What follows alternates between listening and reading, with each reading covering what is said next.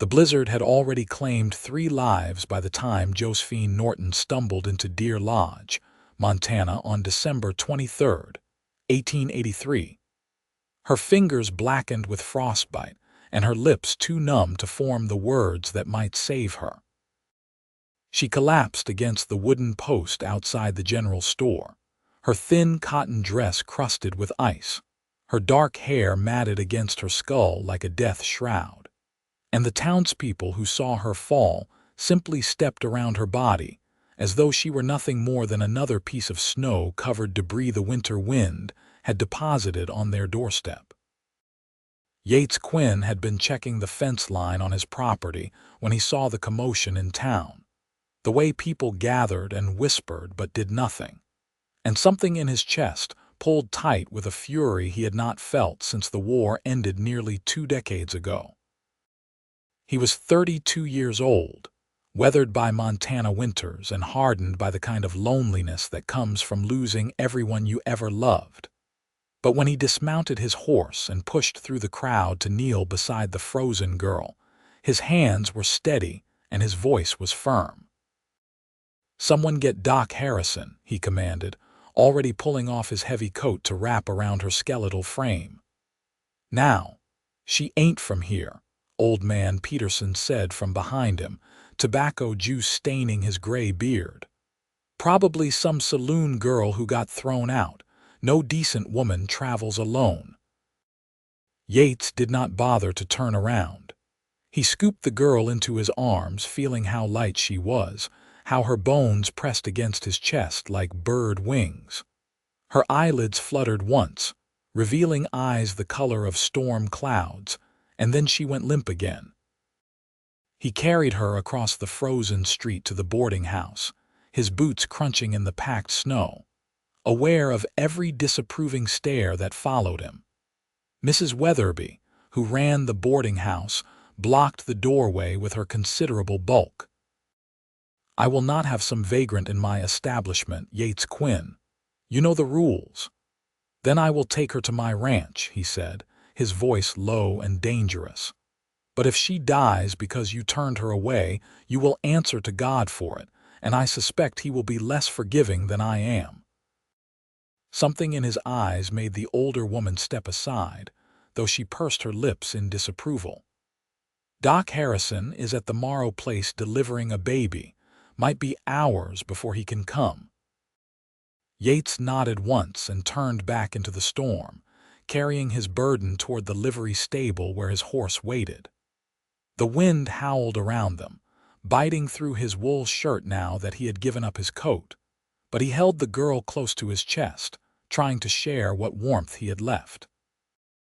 His ranch sat 3 miles outside town, a modest spread with a sturdy log cabin, a barn, and enough land to run cattle when the weather cooperated. It had belonged to his father once, before consumption took him, and then to Yates and his younger brother Samuel, before Samuel caught a bullet in a saloon fight 5 years back. Now it belonged to Yates alone, and some days the silence inside those log walls felt like it might suffocate him. He kicked open the door and carried the girl straight to his bedroom, the only room with a fireplace. He laid her on his bed and immediately began building up the fire, coaxing flames from kindling until heat began to fill the small space. Her breathing was shallow, her skin gray beneath the grime and frostbite, and he knew he had to act fast. He had seen frostbite during the war, had watched men lose fingers and toes and sometimes whole limbs to the cold. He filled a basin with cool water, not warm, knowing that warming frozen flesh too quickly could cause more damage, and began the careful process of removing her frozen clothes. He kept his eyes averted as much as possible, focused on the task rather than her nakedness, and wrapped her in every blanket he owned once she was clean and dry.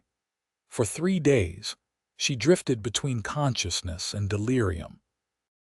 Yates sat beside her bed, changing the water, applying salve to her frostbitten fingers and toes, spooning broth between her cracked lips whenever her eyes opened. She spoke in fragments, words that made no sense, calling out for someone named Margaret, begging someone named Father to forgive her, weeping about a baby that would not stop crying. On the fourth day, her eyes opened clear and focused, and she looked at him with such startled awareness that he nearly dropped the bowl he was holding. "Where am I?" Her voice was hoarse, barely more than a whisper. "My ranch, outside Deer Lodge." He set the bowl aside and poured water from a pitcher into a tin cup. "Can you sit up?"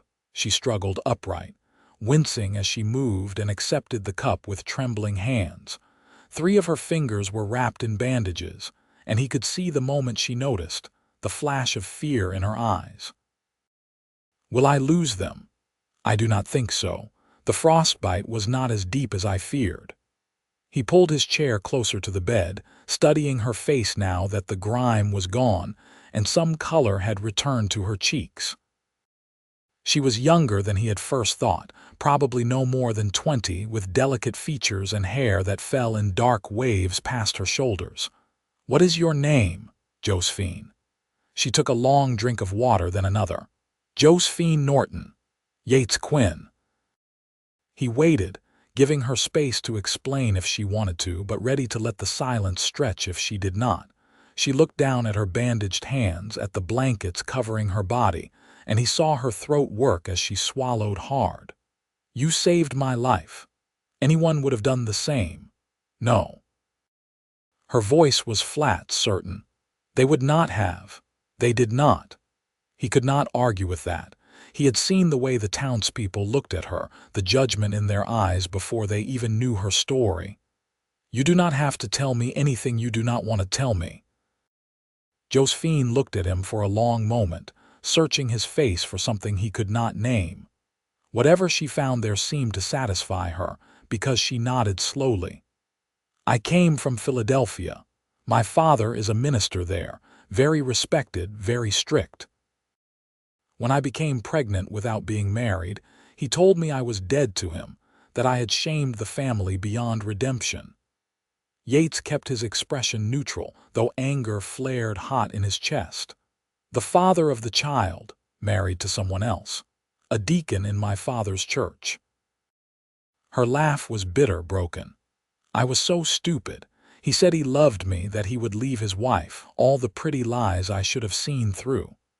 "What happened to the baby?" Her face crumpled, and he saw the depth of grief in her eyes before she turned away. "She died, 3 months old. Fever took her in 2 days. I had been working in a factory, living in a boarding house for unwed mothers, trying to make enough money to keep us both alive. After she died, I could not bear to stay in that city another day. I had heard there were opportunities out west, that a woman could reinvent herself. I used every cent I had saved for a train ticket to Montana. I thought I could find work, start over where no one knew my shame. And then winter came." She nodded, still not looking at him. "I arrived in Helena 3 weeks ago. No one would hire me without references, and I could not give them references without explaining where I had been, what I had done. I spent my last money on a room for 1 week, and when that ran out, the landlady threw me into the street. I heard there was a wealthy rancher near Deer Lodge who might need a housekeeper, so I started walking. I did not realize how far it was or how cold it would get. You walked, in December, without proper clothes. I had to try something. I had nowhere else to go." Finally she turned back to him, her gray eyes full of defiance and desperation in equal measure. "I know what you must think of me. I know what everyone thinks. But I loved my daughter, and I did everything I could to keep her alive. And it was not enough. And now I am here in your bed with nothing to my name but shame and 3 frostbitten fingers, and I do not even know why you bothered to save me." Yates was quiet for a long moment, weighing his words carefully. "My mother died when I was 12. Pneumonia. My father never remarried, said he could never love another woman the way he loved her. He died 6 years later, and I always wondered if it was really consumption that killed him or just a broken heart. My brother Samuel, he died in a saloon fight over a card game, too drunk to remember that drawing on a professional gunfighter is suicide. He met her eyes steadily. I know what it is to lose people. I know what it is to carry grief that feels like it might crush you. And I know that the world is quick to judge and slow to forgive, especially when it comes to women. So I saved you because you deserve to be saved, Josephine Norton, regardless of what anyone else thinks. Tears spilled down her cheeks, silent and heavy. I cannot pay you back. I have nothing. I am not asking for payment. He stood, suddenly needing distance from the raw emotion in the room. When you are stronger, we can figure out what comes next. For now, you need rest and food and time to heal.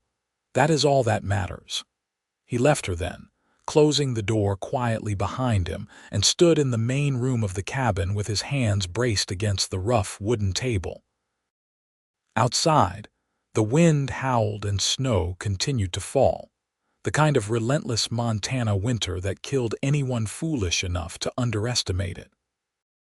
He had taken on responsibility for this woman, this broken stranger, and he had no idea what that meant or where it would lead. But he knew with certainty that he could not turn her out into the cold again. That night he slept on the floor near the fireplace, wrapped in his coat, and listened to the soft sounds of her breathing from the other room. It was strange to have another person in the house after so many years alone, strange and unsettling, and something else he could not quite name. Over the next 2 weeks, Josephine grew stronger. The frostbite healed without permanent damage, though her fingers remained sensitive to cold.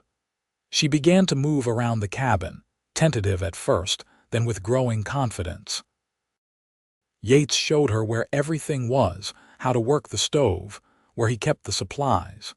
She insisted on cooking and cleaning despite his protests, saying she needed to feel useful.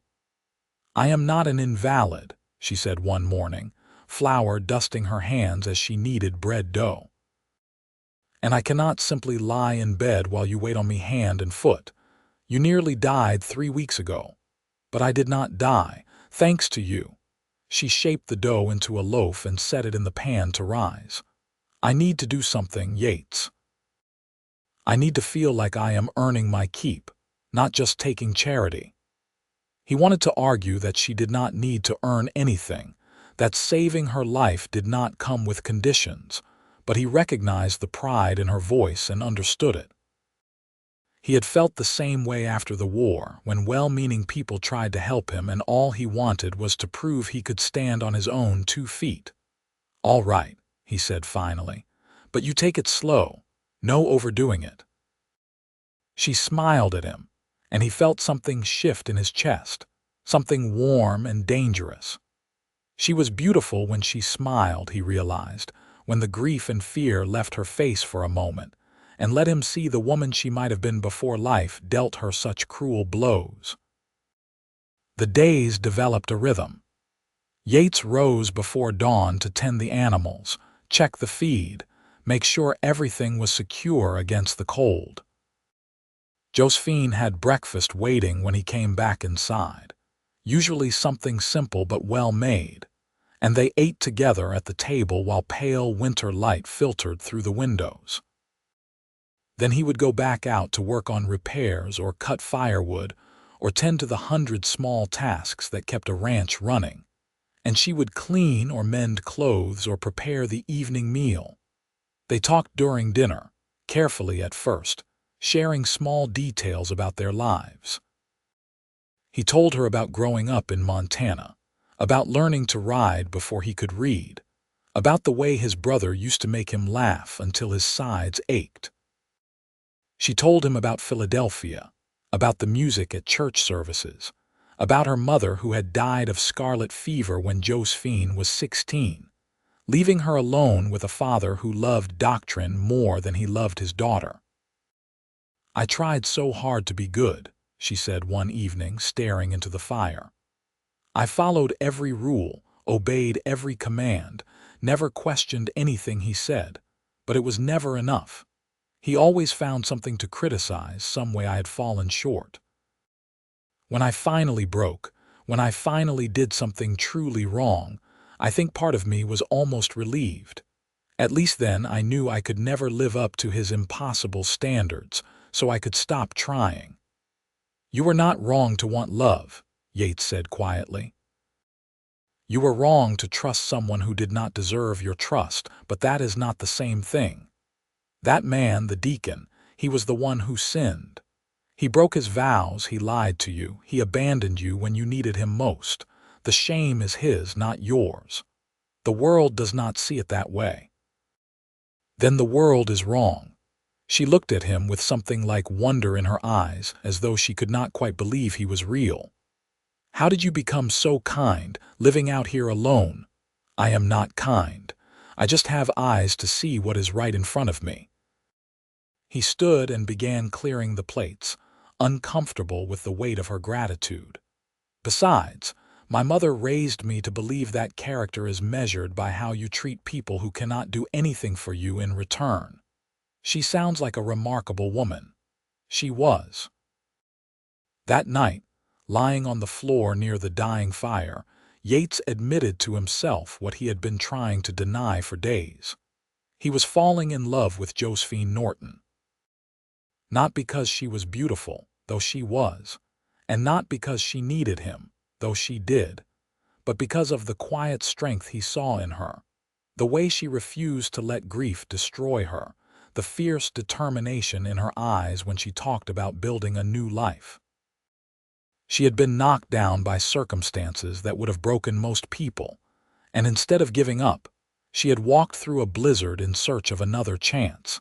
He had no idea if she felt anything for him beyond gratitude. He had no idea if she could ever feel anything for him, given everything she had been through. But he knew that he wanted to find out, that he wanted to give her time to heal, and then see if something real might grow between them. January brought colder weather and heavier snows. The ranch was completely cut off from town for days at a time, but Yates had planned ahead with enough supplies to last the winter. He taught Josephine how to milk the cow, how to collect eggs from the chickens despite their irritable disposition, how to tell when the horses needed extra feed. She learned quickly, her hands growing rougher and more capable with each passing day. One afternoon, while they were working together in the barn, she asked him why he had never married. He paused in the act of spreading fresh hay, considering his answer. "I was engaged once, right after the war." Her name was Catherine. She was the daughter of a rancher over in Bozeman, pretty and sweet and everything a man could want. "We planned to marry in the spring of 1869, but 2 months before the wedding, she ran off with a traveling salesman. Left a note saying she was sorry but she could not face a lifetime of ranch work and isolation. Said she wanted excitement, adventure, a life bigger than Montana could offer." "She was a fool," Josephine said, her voice fierce. Yates smiled despite himself. "Maybe. Or maybe she just knew herself well enough to understand that this life was not for her. It hurt like hell at the time, but looking back, I think we would have made each other miserable. She would have resented me for keeping her here, and I would have resented her for wanting to leave. And after that, you never met anyone else." "I met plenty of women, just never met one I wanted to wake up next to for the rest of my life." He finished with the hay and leaned against the stall door, studying her in the dim light. "I learned to be content with solitude. It is not what I would have chosen, but it is better than settling for something less than real." Josephine was quiet for a moment, running her hand along the horse's neck. "I thought I knew what real was. I thought Marcus loved me, truly loved me, and I was so sure that what we had was special, that it was worth the risk. I have never felt so stupid as I did the day I showed up at his house to tell him about the baby and his wife answered the door, holding their 6-month-old son in her arms. That was not stupidity. That was trust. He betrayed it. How can you be so certain about everything? How can you see the world so clearly when it has treated you badly too? He pushed off from the stall door and moved closer to her, near enough that he could see the flecks of silver in her gray eyes. Because clarity is all I have. Out here, alone with my thoughts for years at a time, you strip away all the excuses and justifications until all that is left is truth. And the truth is that people are responsible for their own actions, not for the actions done to them. You trusted someone who lied. That does not make you stupid or shameful. It makes you human. She reached out suddenly and took his hand, her fingers cold even through the rough leather of his work gloves. Thank you for everything, for saving me, for sheltering me, for not judging me.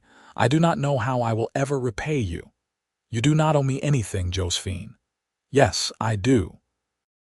I owe you my life. She squeezed his hand once, then let go and turned back to the horse. But more than that, I owe you my honesty. So I need to tell you that I am starting to feel things I probably should not feel, given the circumstances. Things that complicate an already complicated situation. His heart kicked hard against his ribs. What kind of things?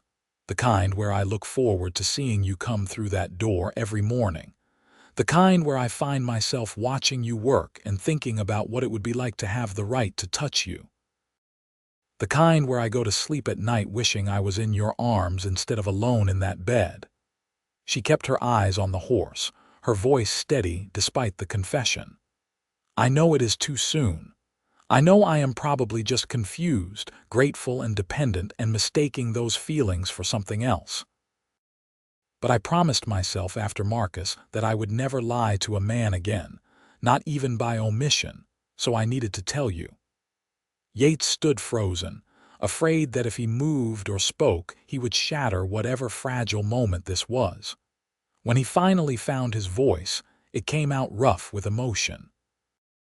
I have been falling in love with you since the day you opened your eyes and asked me where you were. She turned to face him then, tears streaming down her cheeks. How can you say that? You barely know me. I know enough. I know you are brave and strong and honest. I know you loved your daughter with everything you had. I know you walked through a blizzard rather than give up hope. I know that when you smile at me across the dinner table, I feel less alone than I have felt in 10 years. He closed the distance between them and cupped her face in his hands, his thumbs brushing away her tears. I know this is fast and probably crazy, and I know you need time to heal from everything you have been through. But I also know that when you are ready, if you are ever ready, I want to be the man standing beside you. I am so broken, Yates. I am so damaged by everything that happened. Then we will figure out how to heal together. But you are not broken beyond repair, Josephine. You are wounded, which is not the same thing. She closed her eyes and leaned into his touch, and he felt her trembling. I am afraid. I am so afraid of trusting again, of opening myself up to that kind of pain. I know, and I am not asking you to trust me completely right now. I am just asking you to consider the possibility that maybe, given time, you could.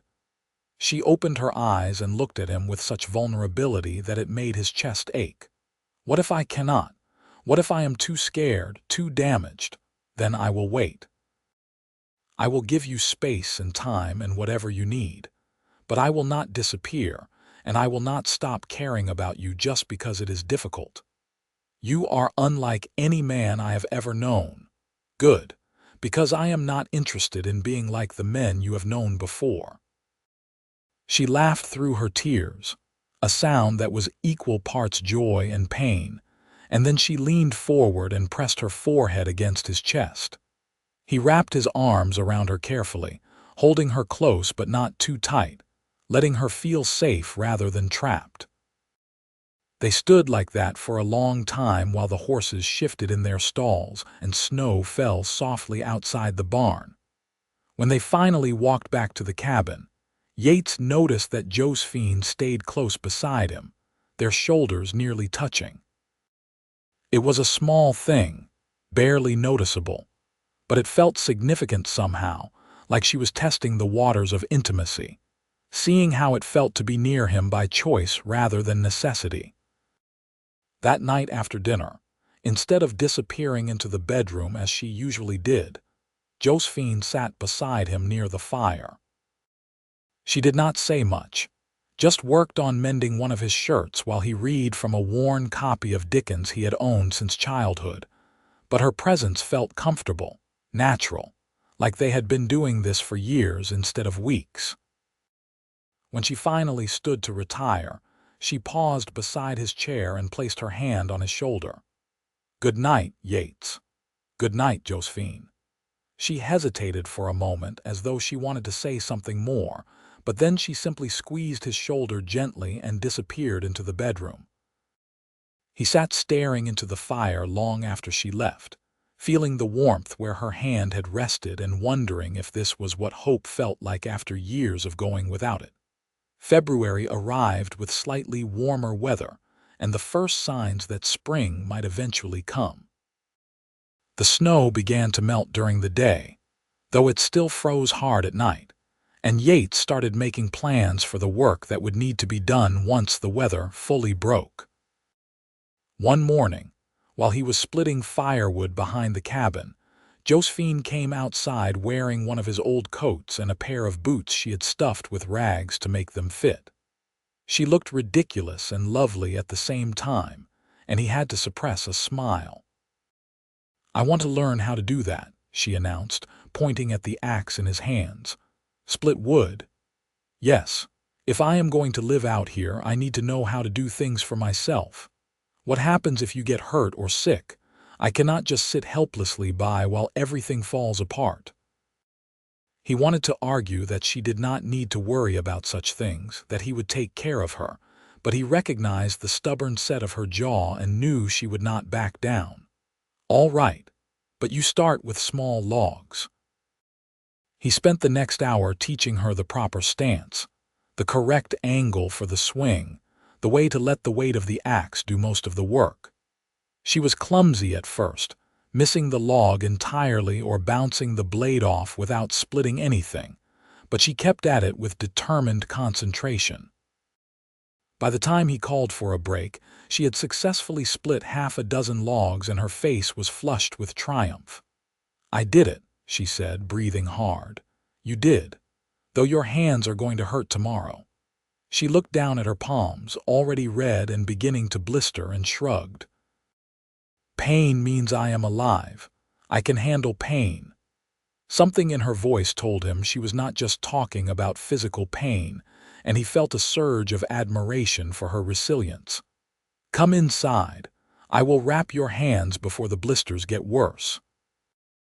They sat at the kitchen table while he tended to her palms, applying salve and wrapping them in clean strips of cloth. Her hands were small in his, delicate despite the calluses beginning to form, and he found himself wanting to press his lips to her wrists, to trace the lines of her fingers with his thumb, to know her through touch in ways that words could never convey. "Yates." Her voice pulled him from his thoughts. "Yes, when I am ready, when I am finally ready to stop being afraid, how will I know?" He looked up and met her eyes. "I think you will just know. You will wake up one morning and realize that trusting me feels less frightening than staying closed off. Or you will reach for my hand without thinking about it, or you will look at me and feel certain instead of scared. And you will really wait, even if it takes months, even if it takes years." She bit her lip, worrying it between her teeth, then made a decision he could see play out across her face. "I do not want to wait years. I do not want to wait months. I am tired of being afraid, tired of letting what happened with Marcus control my life." She pulled one hand free of his grasp and reached up to touch his face, her bandaged fingers gentle against his jaw. "I am not saying I am completely healed or that I will not have moments of doubt or fear, but I am saying that I want to try, with you, if you are still willing." "I am willing." He turned his head and kissed her palm through the bandages, feeling her sharp intake of breath. "I am more than willing." "Then kiss me, please. I need to know that I can feel something good again, that not every touch has to be tainted by what came before." He leaned forward slowly, giving her time to change her mind, but she stayed perfectly still, her eyes open and watching his face. When his lips finally brushed against hers, feather light and tentative, he felt her tremble. He pulled back immediately, concerned, but she shook her head. "Do not stop."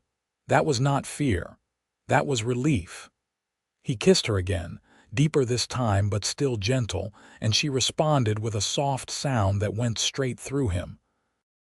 Her mouth was warm and sweet, and when her arms came up to wrap around his neck, he felt something in his chest crack open. Some wall he had built years ago crumbling under the weight of this unexpected connection. When they finally broke apart, both breathing hard, she rested her forehead against his. "That was nothing like before. That was everything I thought it should be, but never was."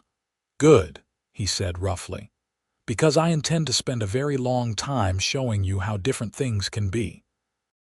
Over the next few weeks, they learned each other in small increments.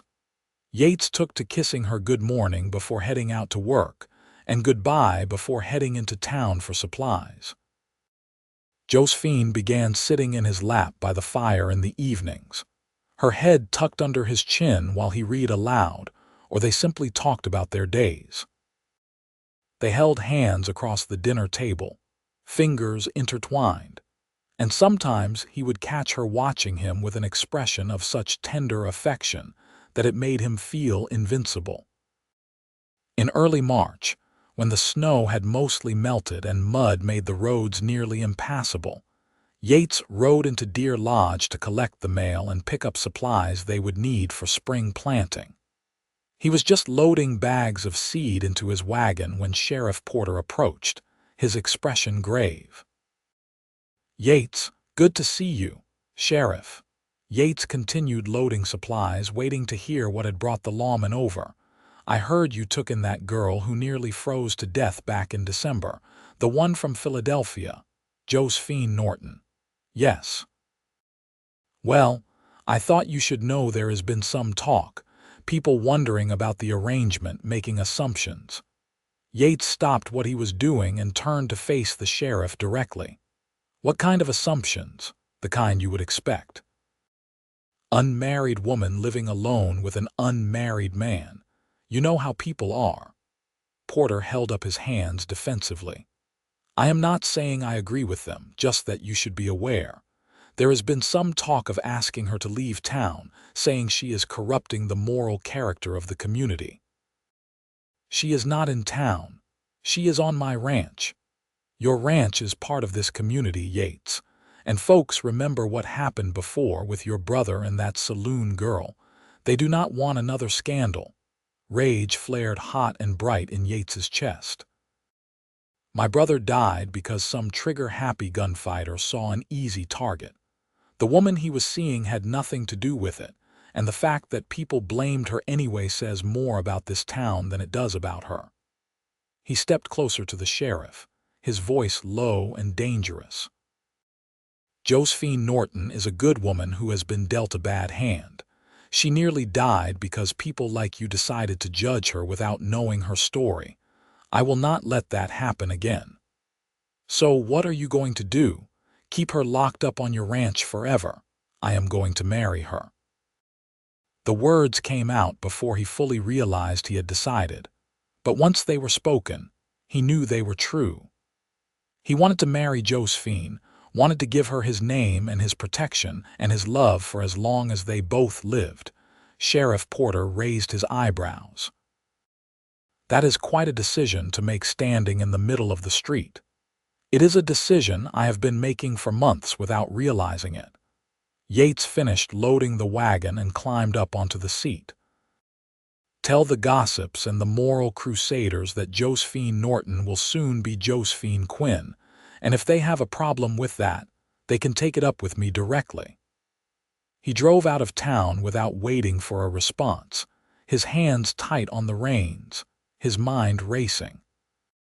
He had not planned to propose like this, had thought he would wait longer, court her properly, give her more time to be certain. But the thought of her being driven out of Deer Lodge, of her facing that same rejection and judgment again, was unbearable. When he reached the ranch, Josephine was in the garden plot beside the house, turning over the soil in preparation for planting. She looked up at the sound of the wagon and waved, her face lighting up in a way that made his heart clench. He jumped down and strode over to her, barely aware of his own movement. "Marry me." She dropped the spade, her eyes going wide. "What? Marry me, Josephine."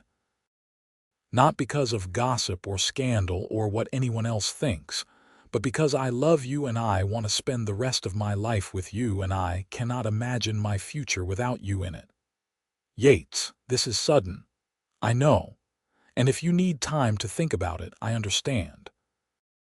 But I went into town today and heard people talking, heard them judging you again without knowing anything about who you are, and I realized that I want to give you my name, my protection, everything I have.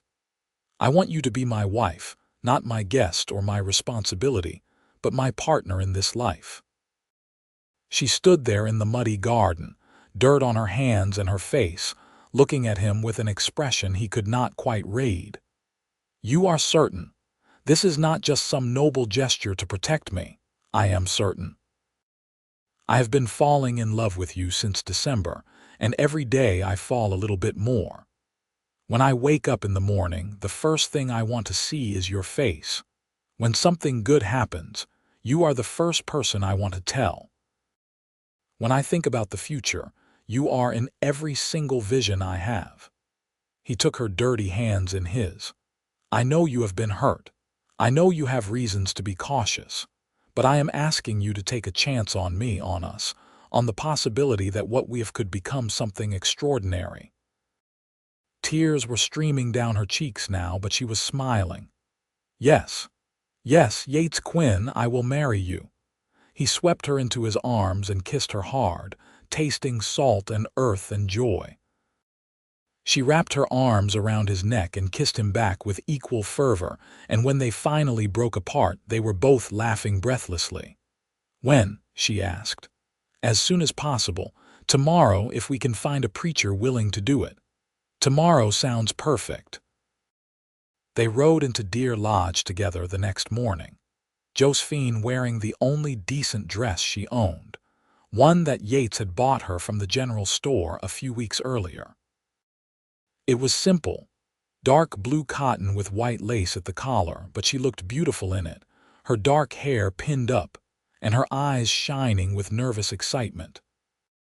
The ceremony took place in the small church at the edge of town, officiated by Pastor Green, a kind older man who asked no questions about Josephine's past and seemed genuinely happy to unite them. Sheriff Porter and his wife served as witnesses, and if the sheriff had any reservations about the hasty marriage, he kept them to himself. "Do you, Yates Quinn, take this woman to be your lawfully wedded wife, to have and to hold from this day forward for better or for worse, for richer or for poorer, in sickness and in health, until death do you part?" "I do."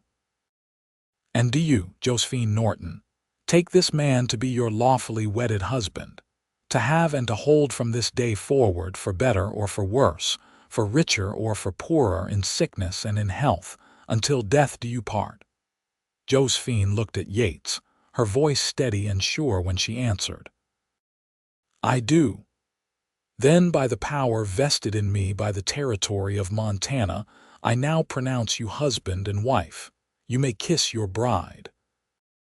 Yates cupped Josephine's face and kissed her softly, aware of their audience but not caring, and when he pulled back, she was crying again, happy tears that she wiped away with the back of her hand. They signed the marriage certificate and thanked the pastor, then walked out into the bright March sunlight as husband and wife.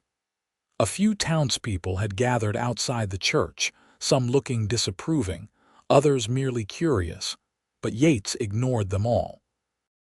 He helped Josephine into the wagon and climbed up beside her, taking her hand as they drove back toward the ranch.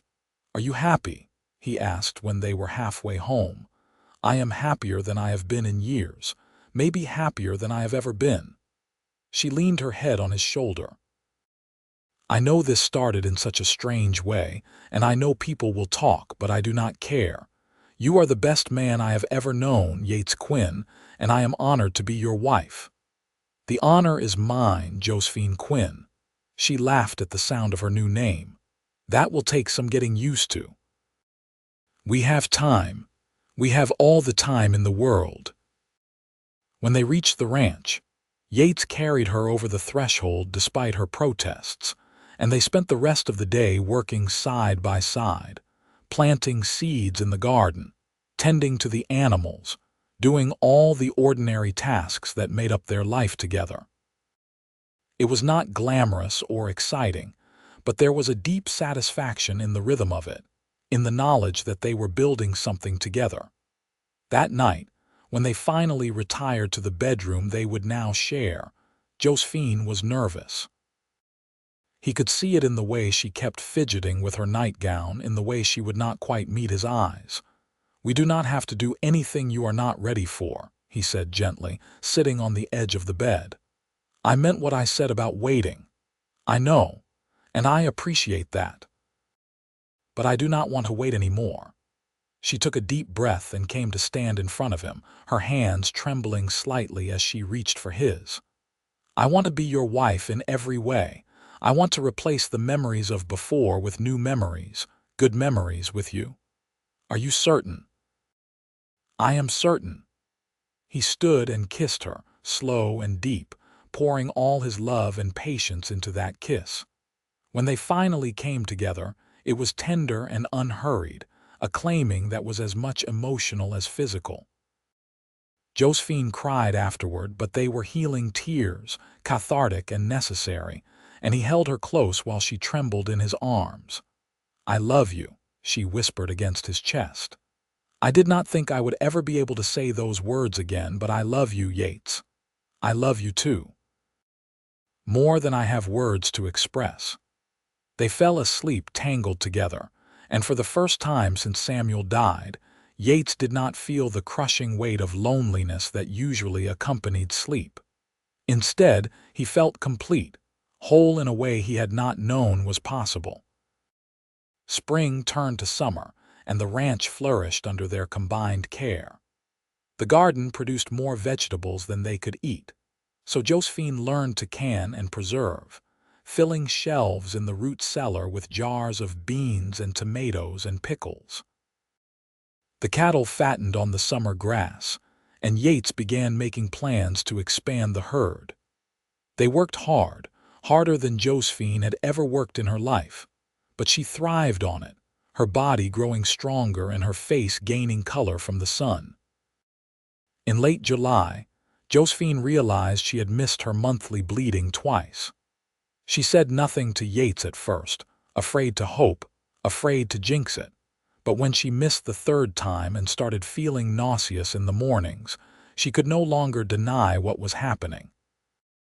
She told him one evening after dinner when they were sitting on the porch watching the sun set over the mountains. "I am pregnant." He turned to look at her, his expression unreadable. "Are you certain?" "As certain as I can be without seeing a doctor. I have missed 3 months and I have been sick in the mornings and I recognize the signs from before." Her voice dropped to a whisper. "I am terrified." Yates pulled her into his arms, holding her tight. "I know you are, but this is not like before. You are not alone this time. You have me and you have this home and you have security, and whatever happens, we will face it together. What if something goes wrong? What if I lose this baby too? Then we will grieve together and we will heal together and we will keep living. But do not borrow trouble, Josephine. Let yourself hope. Let yourself be happy about this." She nodded against his chest, trying to absorb his confidence, his certainty that everything would work out. "I am happy. Underneath the fear, I am so happy, I want this baby, I want to give you a child to build a family with you. Then that is what we will do. They rode into town the next week to see Doc Harrison, who confirmed what Josephine already knew. She was about 3 months along, due in February if all went well. The doctor examined her thoroughly and pronounced her healthy, with no signs of complications. "You are stronger than you were with the first baby," he told her kindly. "Better fed, less stressed in a stable situation. Those things matter more than you might think. I see no reason why you should not carry this child to term and deliver safely."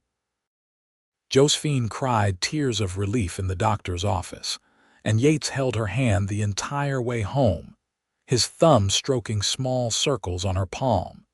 As her belly grew, Yates became even more protective and attentive than before. He insisted she rest more, took on extra chores so she would not overwork herself, and lay awake at night with his hand on her stomach, feeling the baby kick and move inside her. "What do you want?" Josephine asked one night in late October when the baby was particularly active. "A boy or a girl?" "I want a healthy child and a healthy wife, that is all. But if you could choose," he considered for a moment, "I think I would like a son, someone to teach about ranching and horses and how to be a good man, but a daughter would be wonderful too. Someone with your eyes and your strength and your determination. I think it is a boy. I cannot explain why, but I feel like it is a boy. Then we need to choose a name." They spent the next several weeks discussing possibilities, trying out different names and seeing how they sounded.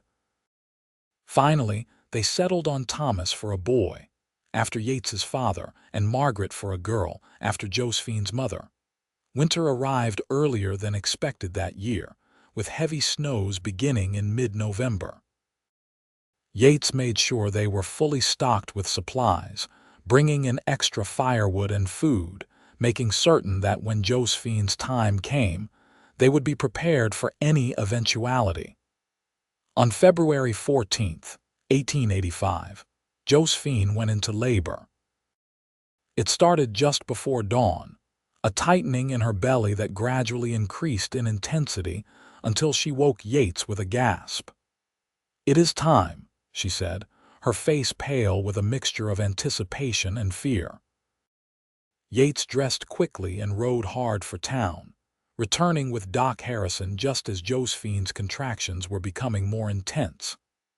The doctor set up in the bedroom, laying out his instruments and supplies, while Yates stayed by Josephine's side, holding her hand and murmuring encouragement.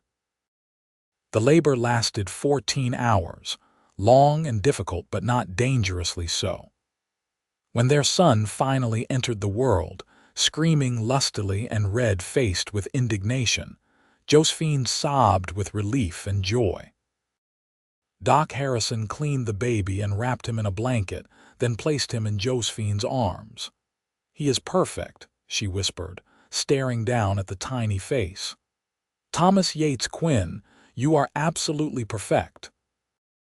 Yates felt tears running down his face as he looked at his wife and son, at the family he had never thought he would have.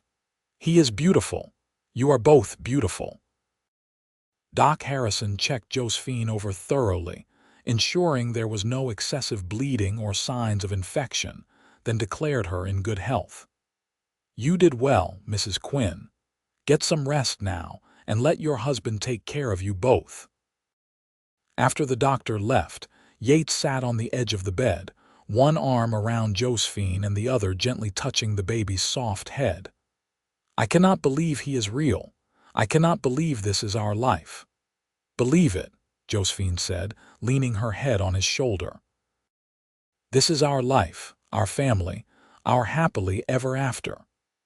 Thomas grew quickly, a healthy baby with his mother's gray eyes and his father's stubborn chin.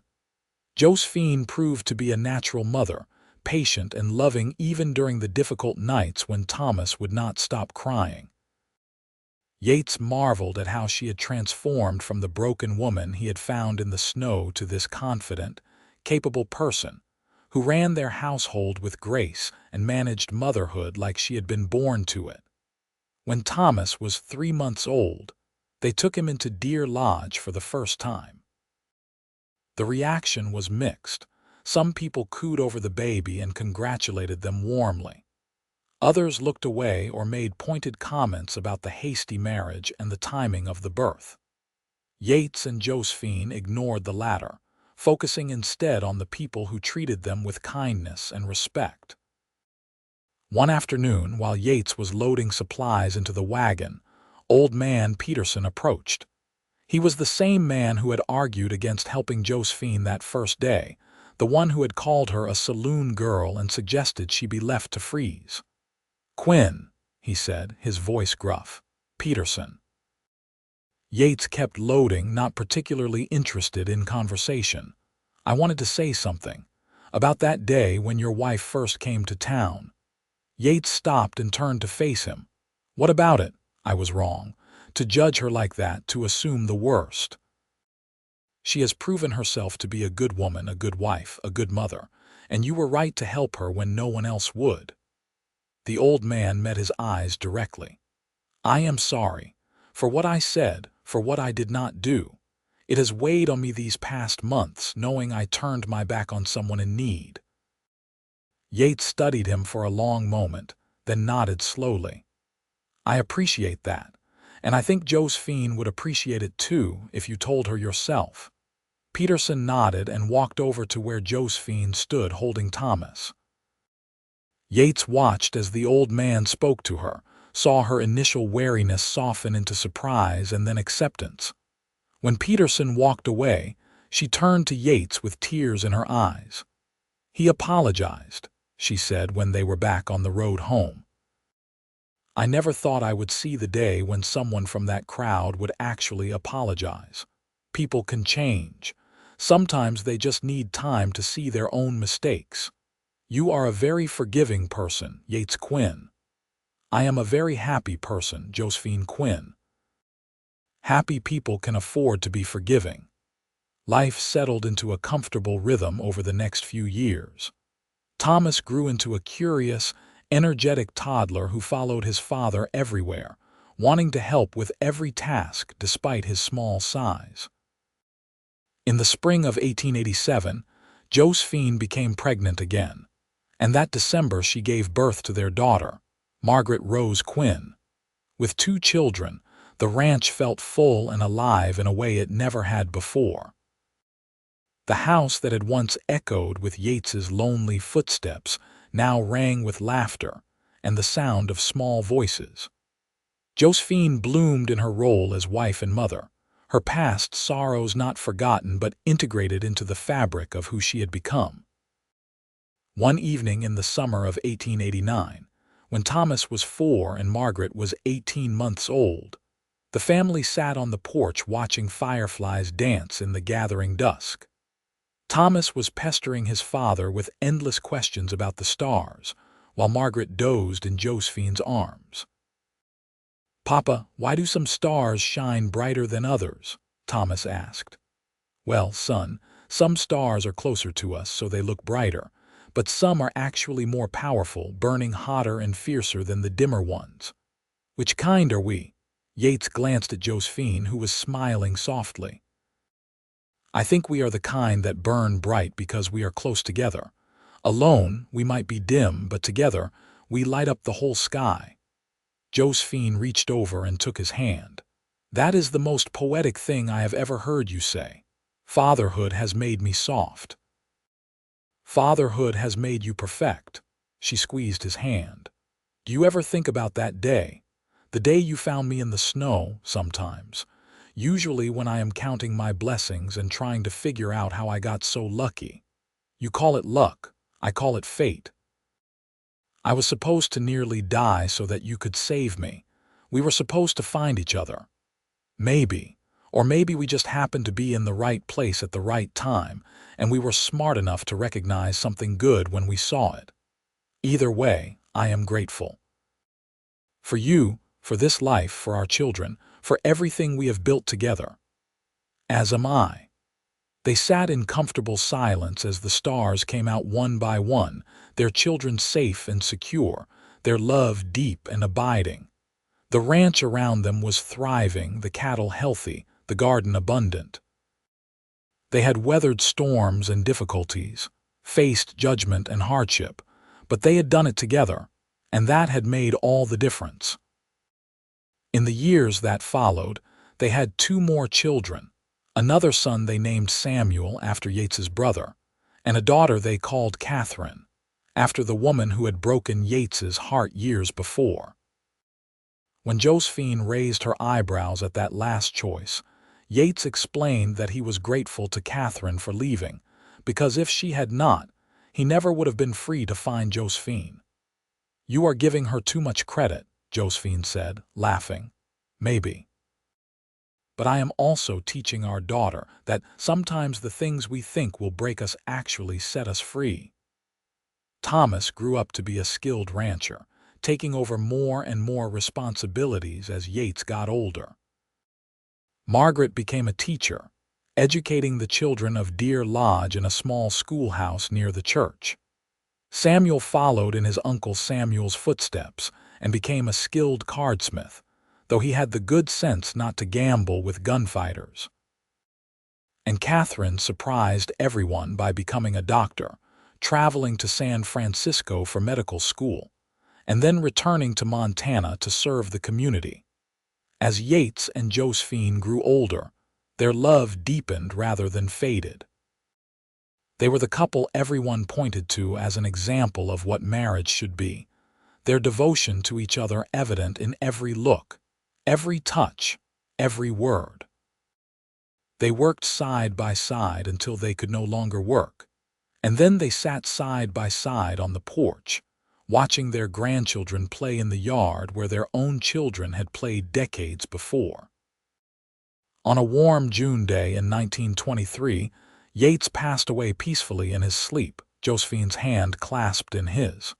He was 72 years old, and he died exactly as he had lived, with grace and quiet strength. Josephine mourned him deeply, but she did not fall apart. She had learned long ago that she was stronger than she looked, more resilient than circumstances might suggest. She lived another 5 years without him, surrounded by her children and grandchildren, telling stories about the cowboy who had saved her life in more ways than one. She spoke often about that winter day when she had nearly frozen to death in Deer Lodge, about how the kindness of one man had changed the entire trajectory of her existence. "He saw me when I was unwanted," she told her grandchildren. "He looked past the judgment and the fear and the shame, and he saw the woman I could become. He gave me a chance when no one else would, and I spent every day of our marriage trying to be worthy of his faith in me." "Were you?" one of the grandchildren asked. Josephine smiled, her old eyes still sharp and clear. "I think I was. I think we made each other better, the way the best marriages do. I gave him family and laughter and a reason to hope again. He gave me safety and love and the courage to believe I deserved both. We saved each other, really, though it took me years to realize it." She died on December 23, 1928, exactly 45 years after Yates had found her in the snow. Her children buried her beside him on the hill overlooking the ranch, under a headstone that read Josephine Quinn, beloved wife and mother, 1863–1928, and below that, in smaller letters, the unwanted girl who became everything. The ranch stayed in the family for generations, passing from Thomas to his children and eventually to their children. The story of how Yates and Josephine met became family legend, retold at holidays and gatherings, a reminder that love can bloom in the harshest circumstances, that kindness can change lives, and that sometimes the people we save end up saving us right back. In the small church in Deer Lodge, there hung a photograph taken on Yates and Josephine's 25th wedding anniversary. In it, they stood in front of their cabin, surrounded by their 4 children, their faces worn by time but glowing with unmistakable happiness. Beneath the photograph was a small plaque that read, "Love conquers all things," and many people who saw it wondered about the story behind those smiling faces. Those who knew the story never tired of telling it, of describing how a winter blizzard had brought an unwanted girl to Montana, and how a cowboy had looked at that frozen, broken stranger and seen the woman he wanted forever. It was a story about second chances and unexpected redemption, about finding love in the most unlikely circumstances, and building a life that honored both the pain of the past and the hope of the future. It was, in every sense, a love story worthy of the Wild West, where survival required strength and building a life required courage, and where 2 broken people had found each other in a snowstorm and decided to become whole together. The harsh Montana winters continued year after year, but the warmth of what Yates and Josephine had created together never faded, living on in their descendants, in the stories told about them, and in the simple truth that love, real love, the kind that sees beyond circumstances to the person underneath, can transform everything. Their legacy was not wealth or fame, but something far more valuable: proof that compassion matters, that second chances are worth giving, and that sometimes the best things in life come from being brave enough to help a stranger when everyone else turns away. The ranch they built together still stood decades later, a testament to what 2 people could accomplish when they chose love over judgment, hope over despair, and faith in each other over the cruel opinions of those who did not know them.